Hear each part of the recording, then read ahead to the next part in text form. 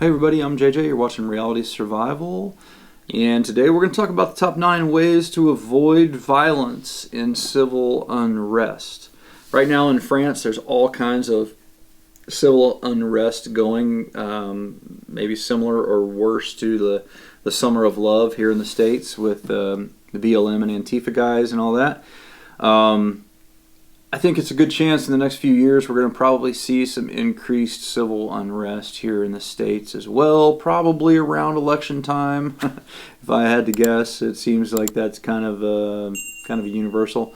So I'm just going to cover some kind of high-level things. These are kind of big, high-level things. They're not specific things, but well, there's some specific stuff down here at the end. But a lot of the first ones here are kind of just big, important things to think about and to know to make sure that you're not ever a victim of civil unrest. All right. So number one here is don't go into cities over 50,000 people at all. Like, just don't go there. That lowers your chance of being involved in civil unrest by a very, very big, wide margin. Staying out of very large cities is probably the number one thing that you can do to not have to worry about getting caught up in civil unrest. The next thing is don't be out of your house after 10 o'clock at night. I've talked about this one before, but it's so true. The vast majority of violent crime, interpersonal crime, happens after 10 p.m. and between like 3 p.m. or 3 a.m. All right, that's just those are crime stat numbers. That's just the way it goes. That's when the most crime happens. If you're staying in your house, you're probably not going to be able, to get caught up in all that. Number 3 is don't go to events with large numbers of people. Concerts, festivals, parades, any of that stuff. And that sucks. That sucks that that's the society that we live in, that we can't do those things anymore if we want to keep our family safe. But that's where we're at, in my opinion. I do my best to avoid those kinds of situations. And if I do go into those situations, I am most definitely armed whenever I'm legally capable of doing so. Okay, let's see here.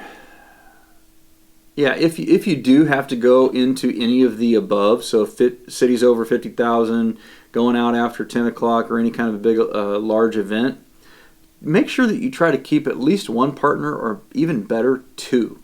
Groups of 3 or more are targeted much less frequently than singles or couples. So if you've got a group of 3 with you, your chances drop dramatically that you're going to be a victim of violence. All right, that's an important one.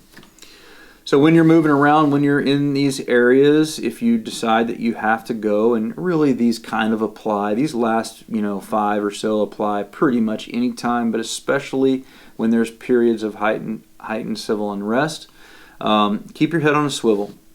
Always be on alert, especially when you're in transitions. Now let me explain something here. I've got several videos on this, but I want to go over this again real quick. We're going to talk about the 3 different conditions. This is a variation. I kind of did a variation of the old color code by Colonel. His name is escaping me right now. Anyway, he had like a 5 color code thing. Jeffrey Cooper, color code conditions, and he had like 5 different colors. I think we can simplify it down to 3. We can have green, yellow, and red. When you're in green, you're in a safe area, you've established your baseline, and you can relax a little. Maybe this is in a restaurant while you're eating. It's a place that you frequent that doesn't have a lot of, rabble-rousers in it and stuff like that. Or maybe it's in your house or whatever, just a place that you're fairly comfortable, that you can kind of see what's going on. You got a good, visual range, and you're in green, right? And that's fine. Yellow is when you're in transitions. That's what I referred to a minute ago. Anytime you're in transitions, we're talking about moving from a building to your car, right? That period right there is a period of heightened threat, and that's at a period where you should have your head on a swivel and you should be ready for something to happen. Moving from your car to a route to get out on a freeway or something along those lines. Moving in the city. Anytime you come to choke points like stop signs or stoplights, or you're turning down an alley, or whatever the case may be, anytime that you're in transition from one place to another, then again, be ready. Again, be on the lookout and be ready to go. And then condition red is when anytime from the point that you take an evasive maneuver to avoid a situation and in through the attack, right? In through something happens. That's the kind of the red phase.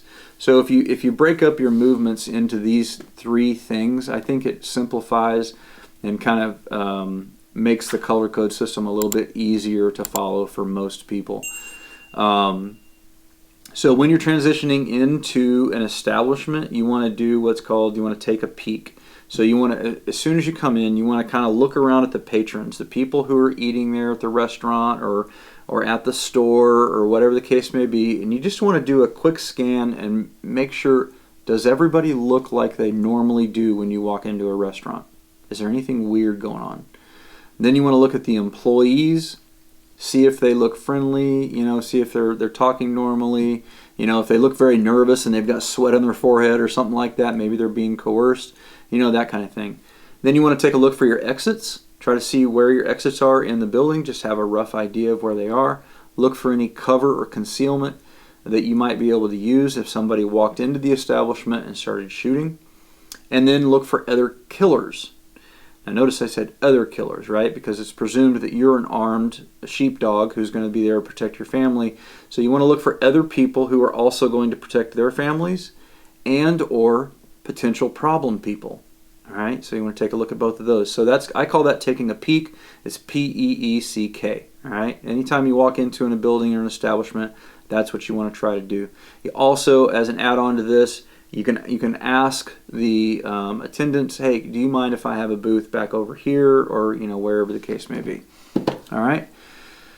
The next thing, always carry a bright flashlight and a cell phone. When you're in transitions, a bright flashlight is a great intermediate way to kind of deal with and shine light onto, for lack of a better word, any problem areas or suspicious folks or anything like that. When it's dark out and that kind of thing, taking a light and shining it and showing it, right into somebody's eyes and saying, hey, how you guys doing? Or, what's going on over there? Anything like that. Usually just having that assertive, the balls to be that assertive is going to be enough to tell anybody who's up to no good, I don't think I want to do this, right? So, and it's not saying that you want to necessarily be a dick about it or anything like that. You don't necessarily have to shine it in their face. But even over just to where they're at their feet or whatever the case may be, that can usually take things down a notch, especially if somebody was kind of getting ready to target you or whatever. Okay, the next one here, obviously always be armed wherever you can legally do so, and make sure that you carry some type of concealed carry insurance. I'm an affiliate with Right to Bear. You guys can take a look at their stuff down at the affiliate link down below if you'd like.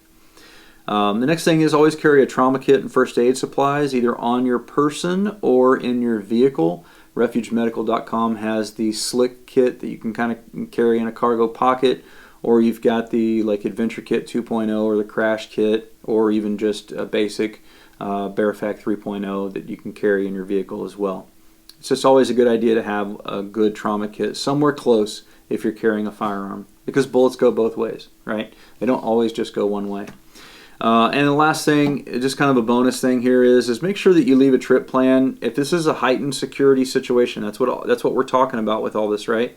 Then make sure you leave a trip plan and your routes you plan to take, especially if you think there's ongoing violence or riots and stuff like that out in the streets. That way, your loved ones or your other team members or your neighbors or whatever can kind of have an idea of where you're going, how you're going to get there, and when you're expected to be back and all that kind of stuff, right? So anyway, that's it. That's the top 9 ways to avoid violence and civil unrest. Let me know what items I didn't include on this list that you think I should have down in the comments below. And if you want to get in on the giveaway for this really cool SE6 Survival and Bushcraft Blade, then you just need to go over to realitysurvival.substack.com, sign up as a paid member, and I think I've got a discount going on right now. It's like 33% off, and that's for life, right? So it comes down to, I think it's like less than $4 a month or something like that, maybe $3.50 a month, or I don't know. It's not much. You just do the annual thing, and $35-40. I don't remember. But anyway, there's only 68 paid subscribers over there, so you got a 1 in 68 chance of winning this knife. That's a pretty good chance. And I think we've probably had, I don't know, probably 10 or so of the paid subscribers have already, won a lot of different things. So we're giving these things, giving different kinds of cool survival prepping related prizes out every month, and I think you got a pretty good shot of winning it if you get signed up. You could also hit me up at Twitter if you'd like to. If you are on the Twitterverse, then I'm at Reality Survival on Twitter as well. Thanks for watching, guys. Don't forget to live 6 Ps. Proper prior preparation prevents poor performance. Stay safe, guys.